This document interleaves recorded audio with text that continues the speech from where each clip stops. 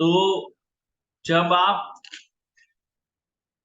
Fraud के risk का assessment करेंगे तो इन्होंने बोला कि ऑडिटर को ये असेसमेंट करना है और ऑडिटर को एक रीजनेबल अश्योरेंस लेना है कि भाई फाइनेंशियल स्टेटमेंट जो है वो मटेरियल मिस स्टेटमेंट से फ्री है। अब इस बात का रीजनेबल अश्योरेंस लेगा कैसे वो, ठीक है, वो आगे की बात है। इसके अलावा इन्होंने बोला कि भाई उसको प्रोफेशनल स्कैप्टिज्म अप्लाई करना पड़ेगा, उसको ये ध्यान दे कंसीडर करना पड़ेगा कि भाई मैनेजमेंट के पास कितना पोटेंशियल है यहाँ पे कंट्रोल्स को ओवरराइड करने का।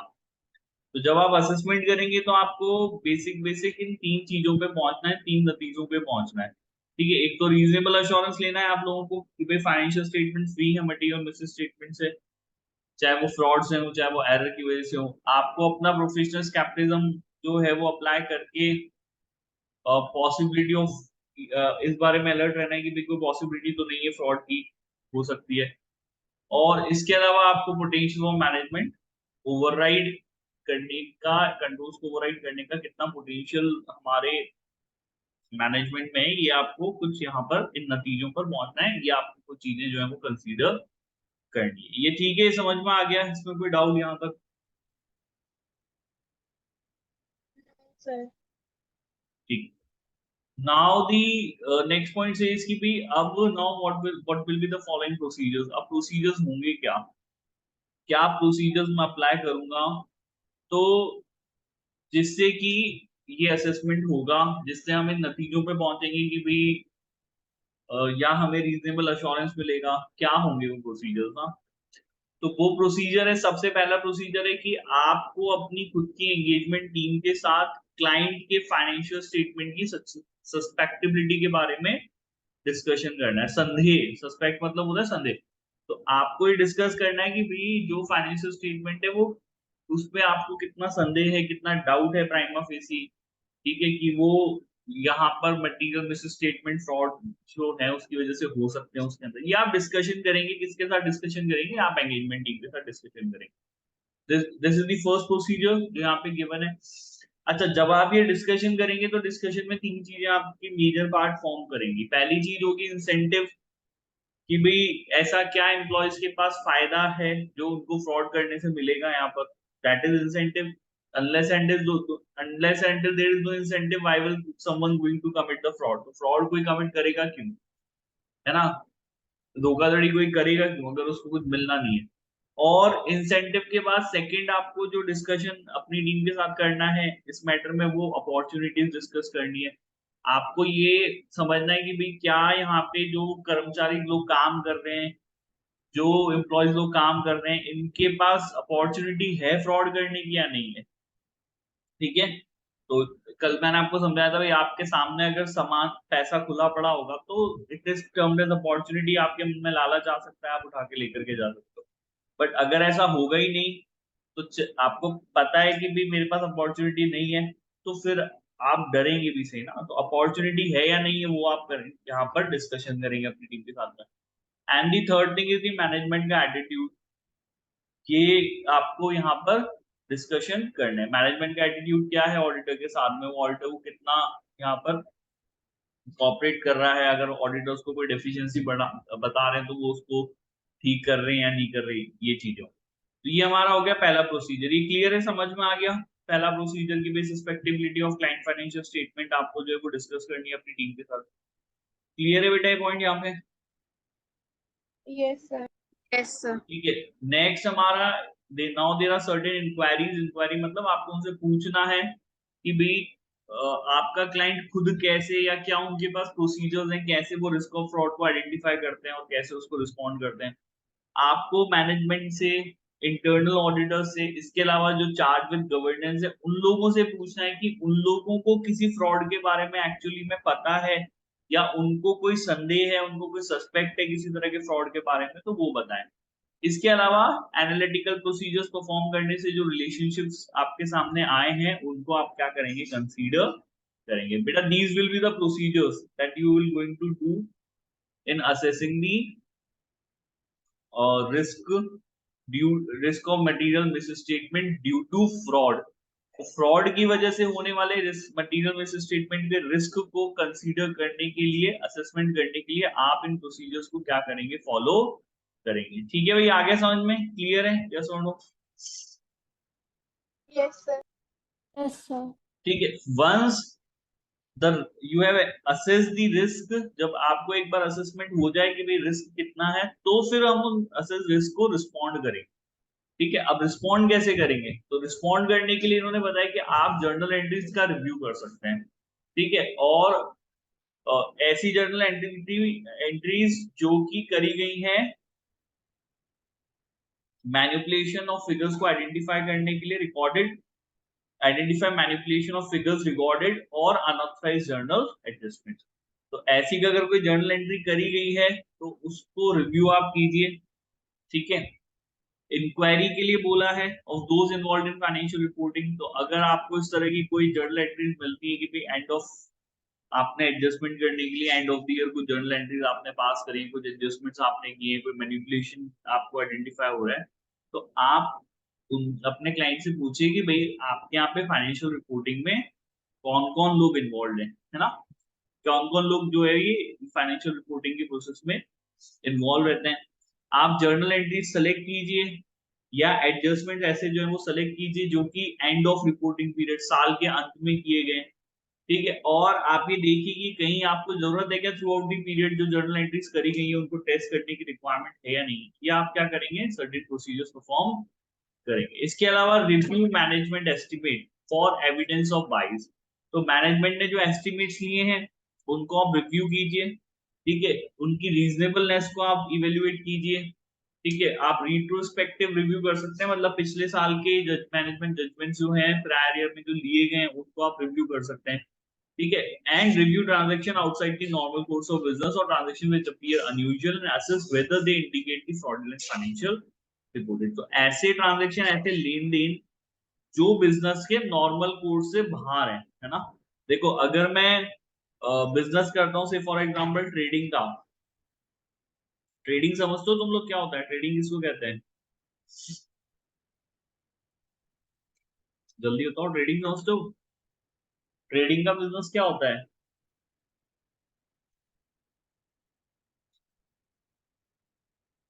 नहीं पता ट्रेडिंग का बिजनेस क्या होता है, ट्रेडिंग क्या कहते हैं? 11th में बिजनेस नहीं पढ़ी है तुम लोगों ने? सर गुड्स को परचेज और सेल करना। हाँ बस इतना से है ना। ऐसा कोई भी बिजनेस जहाँ पे मैन्युफैक्चरिंग नहीं हो रही है, आप बस सामान खरीदते हो और आगे बेच देते हो, तो वो ट्रेडिंग कहलाती है। जैसे आप अगर मार्केट में जाएंगे तो जितने भी दुकानदार हैं वो ट्रेडर्स कहलाते हैं। तो उनका काम उसको मैन्युफैक्चर नहीं करना होता ना, तो वो सिर्फ बने बनाए गुड्स, मैन्युफैक्चर्ड गुड्स को खरीदते हैं जिन लोगों ने मैन्युफैक्चरिंग करी होती है, और उसको फिर वैसे के वैसे बिना कोई चेंज करे हुए आगे भेज देते हैं। तो नाउ कंसीडर कि भाई कोई ट्रेडर है तो वो काम ट्रेडिंग का ही करेगा। ठीक है, उसके अंदर जितने भी उसके ट्रांजेक्शन हो रहे हैं, जितने भी लेन देन हो रहे हैं, वो सब नॉर्मल कोर्स ऑफ बिजनेस में वो करता है।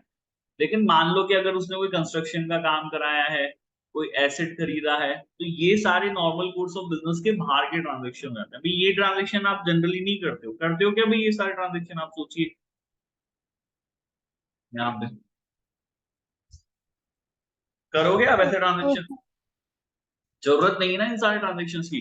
तो एज अ ऑडिटर जब मेरे को मेरे क्लाइंट की बुक्स में इस तरीके के कोई ट्रांजेक्शन दिख रहा है जो कि उसके नॉर्मल कोर्स ऑफ बिजनेस से बाहर का है, आउटसाइड है, जो आपको दिख रहा है कि जनरली यूजुअली ये लोग इस तरीके का लेन देन नहीं करते हैं, तो ऐसे ट्रांजेक्शन्स को आपको क्या करना चाहिए, रिव्यू करना चाहिए। क्योंकि इन ट्रांजेक्शन से में आपको फ्रॉड अगर उसने कमिट किया है तो वो चीज आपको पता चल रही है ना। तब देखो हम ये सारी एक्सरसाइज क्यों कर रहे हैं, क्योंकि हम ये चाहते हैं कि भाई अगर कोई फ्रॉड हो रहा है, कमिट किया गया है, या फिर फ्रॉड जो है कमिट हो रहा है या पास्ट में हुआ है या फिर किया जा रहा है, तो वो चीज हमको पता लग जाए।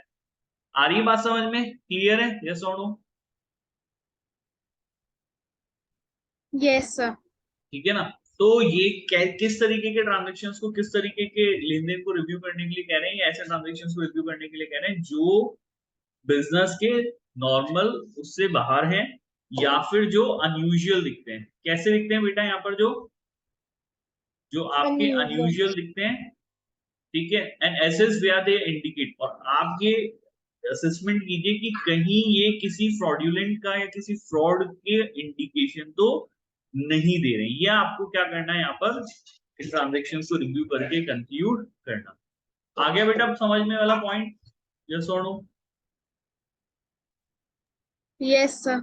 ठीक है, now what the next point is, next point है हमारा रिटर्न रिप्रेजेंटेशंस को लेकर के। अच्छा, रिटर्न रिप्रेजेंटेशंस क्या होता है? What is written representation? Written representation का मतलब है, रिटर्न मतलब लिखित हो गया, तो हम कह रहे हैं कि भाई जो मैनेजमेंट है, मैनेजमेंट हमको रिटर्न में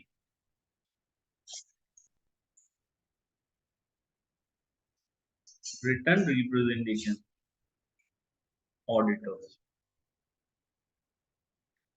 तो मैनेजमेंट हमको रिटर्न में जो है वो रिप्रेजेंटेशन देगा, लिखित में जो है वो रिप्रेजेंटेशन देगा, रिप्रेजेंट करेगा। क्या रिप्रेजेंट करेगा?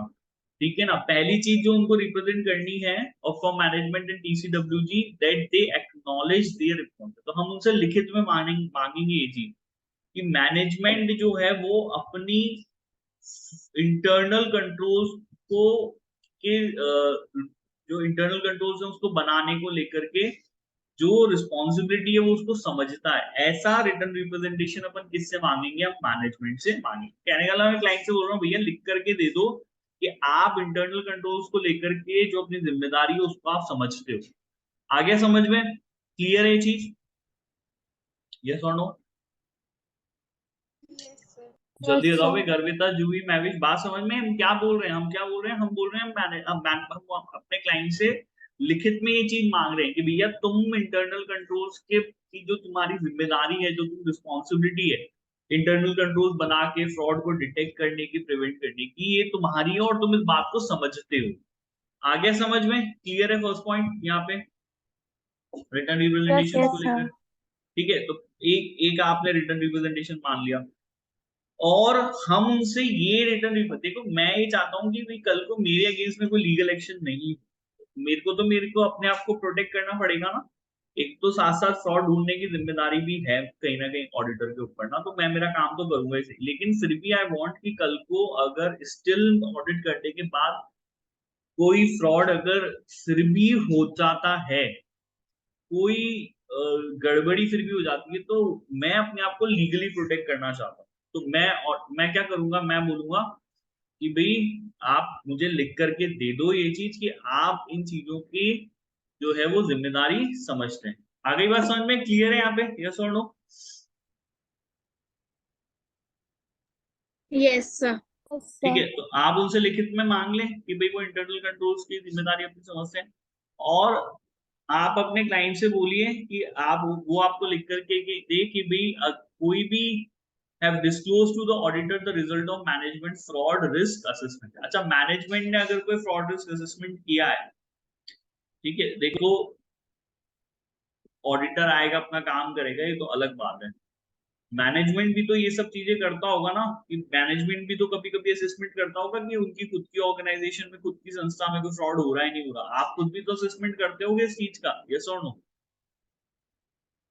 है भाई, करोगे नहीं करोगे?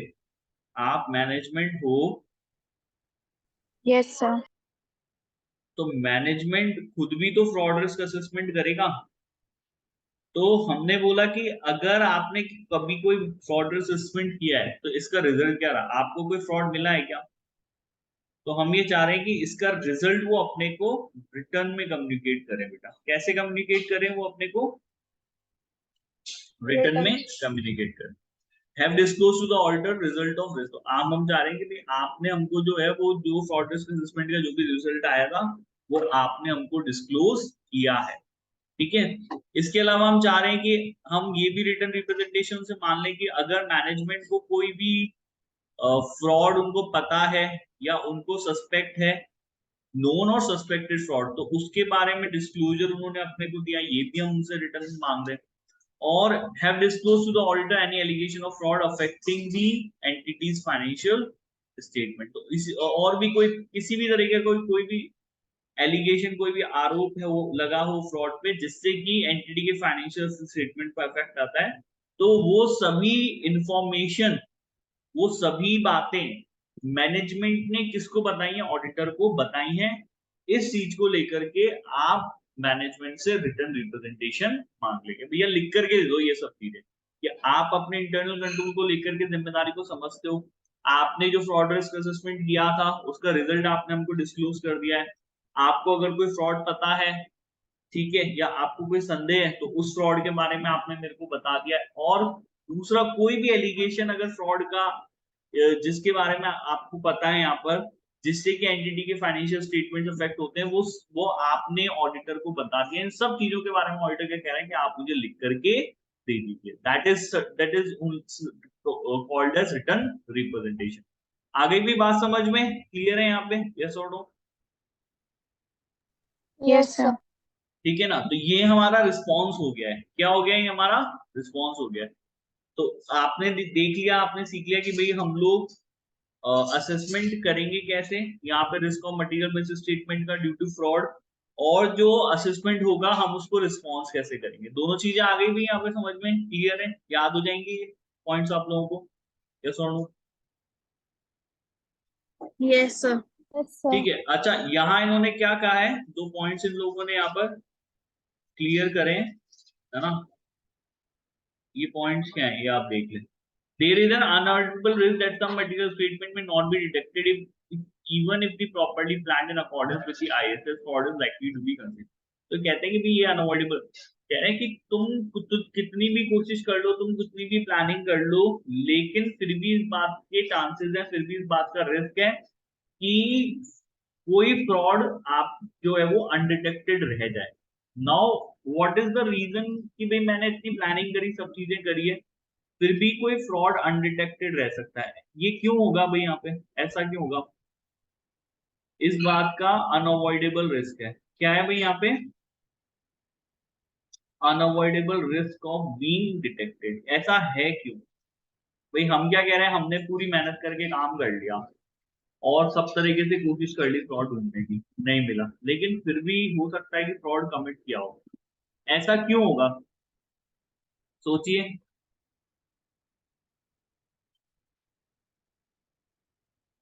ऐसा क्यों होगा? दिमाग लगाओ, ऐसा क्यों होगा?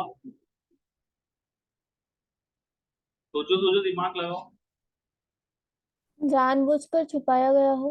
जानबूझ करके छुपाएगा? देखो, फ्रॉड एक ऐसी चीज है, डेफिनेटली बात है, जिसको करने के बाद इंसान जो है उसे खुला तो नहीं छोड़ेगा, उस पर पर्दा डालने की कोशिश करेगा ना पूरी तरीके से। यस और नो? हाँ या ना? कि भाई किसी को पता नहीं लगे कि मैंने फ्रॉड किया है, तो डेफिनेटली बात है उसने भी अपना बहुत माइंड जो है वो अप्लाई किया होगा।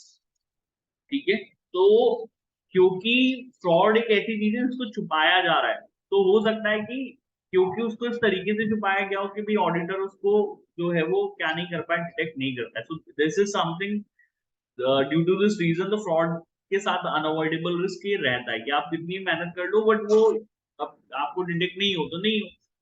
नाउ उसके छुपे रहने की जो एबिलिटी है ना फ्रॉड की, वो डिपेंड इस चीज के ऊपर करती है कि भाई उस फ्रॉड को करने में कौन लोग इन्वॉल्व है।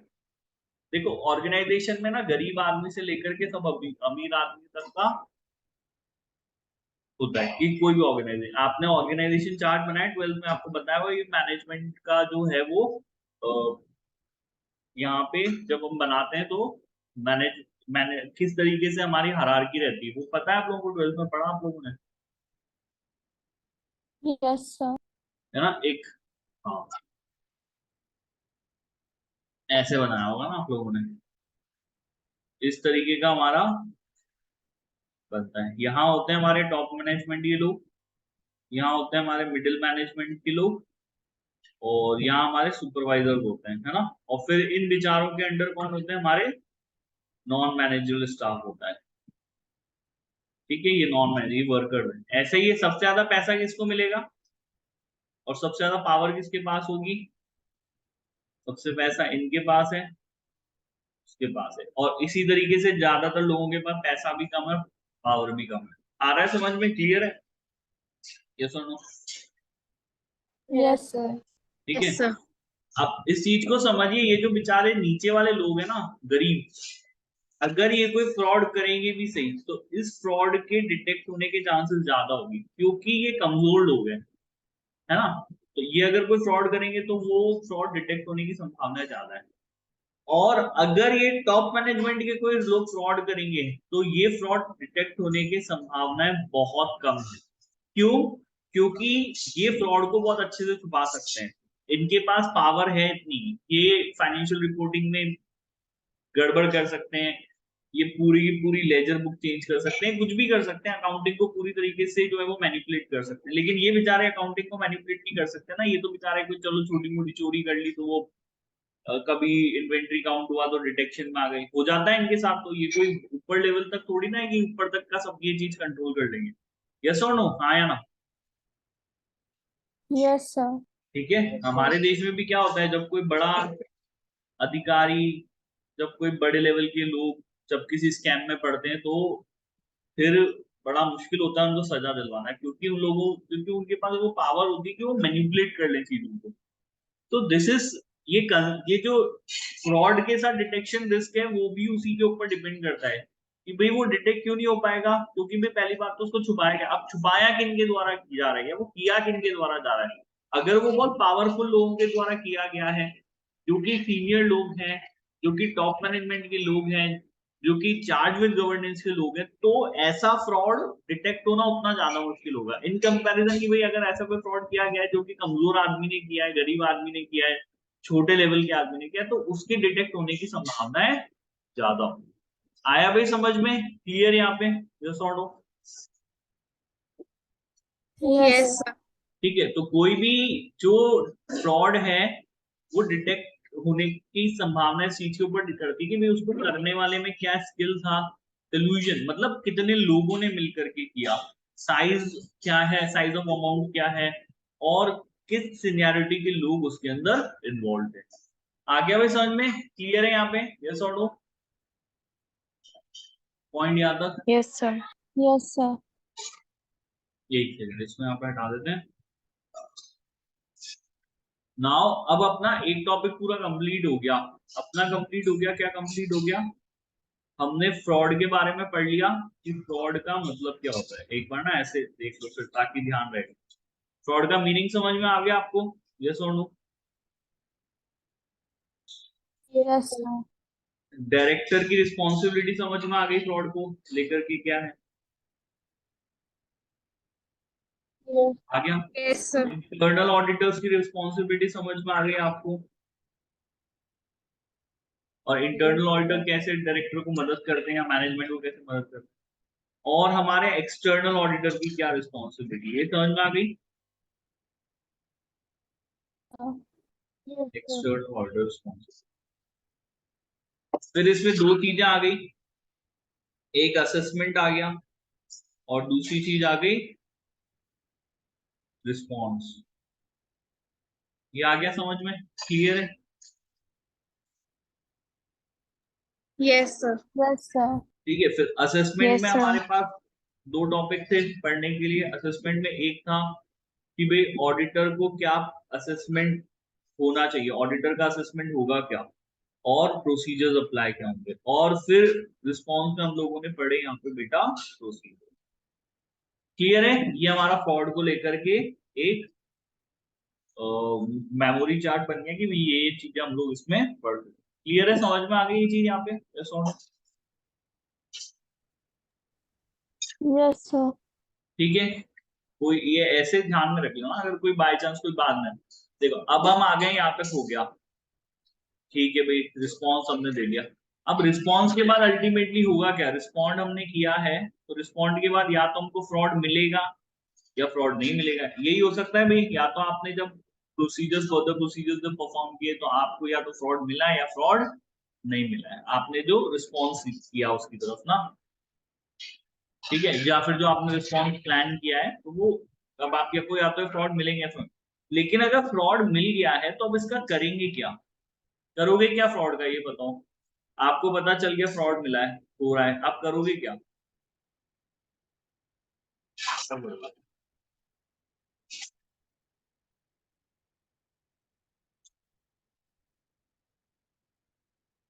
किसी को बताना चाहिए क्या कि फ्रॉड हो रहा है?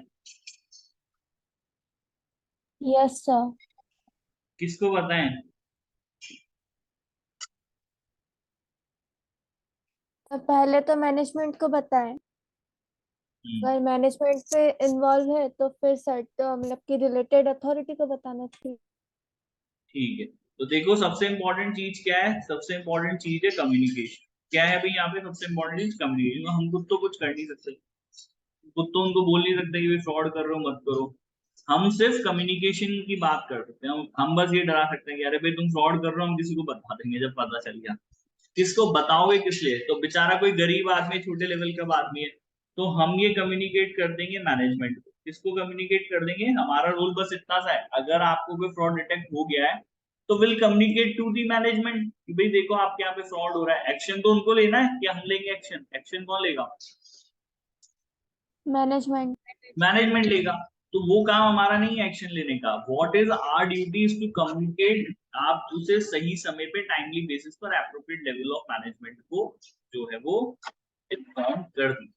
लेकिन अगर सोचिए कि मैनेजमेंट खुद इन्वॉल्व है फ्रॉड में, बेटा किसमें इन्वॉल्व है? यहाँ पे मैनेजमेंट जो है वो खुद ही इन्वॉल्व है फ्रॉड में, तो फिर ऐसे केस में आपको कम्युनिकेट किससे करना है? तो फिर उस केस में आप जो है वो कम्युनिकेशन करेंगे किससे? आप कम्युनिकेशन करेंगे, आपको देखना पड़ेगा टीसीडब्ल्यूजी के लोग कौन से हैं। क्या मैनेजमेंट से अलग कोई ऐसे लोग हैं जो चार्ज विद गवर्नेंस है, जो बिजनेस संभालने की जिनके ऊपर जिम्मेदारी है? अगर कोई ऐसे लोग हैं तो आप उन लोगों को क्या करेंगे? कम्युनिकेट करेंगे। आ गया भाई समझ में? क्लियर है ये चीज? Yes, sir. यस ठीक है। Sir. If the suspected fraud involve management, the auditor must communicate the matter to the those charge with governance. आप देखिए कि भाई क्या और ऐसे लोग जो चार्ज विद गवर्नेंस के अंदर हैं क्या यहाँ पे available other than the management? ठीक है, जो इनके भी सीनियर हैं, तो उनको आप ये कीजिए।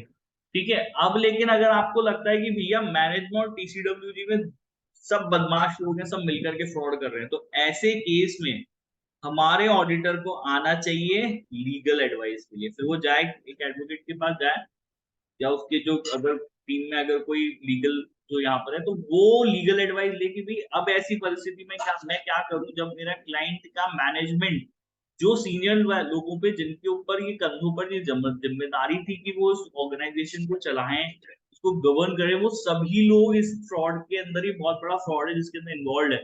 और इन लोगों को बता करके कोई फायदा नहीं होने वाला, बल्कि मेरी जान पे आ जाएगी अगर मैंने इनको बोल दिया कि भाई मेरे को तुम्हारे फ्रॉड के बारे में पता है। तो हो सकता है कल को ये मैं निकलूं ऑफिस आने के लिए ट्रक से उड़ा दें, तो आप फिर ऐसे केस में क्या करेंगे?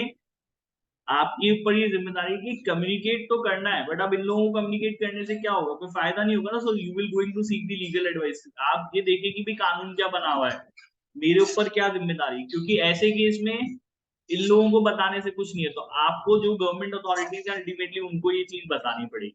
आगे भी बात समझ में क्लियर है? जो सुन यस सर।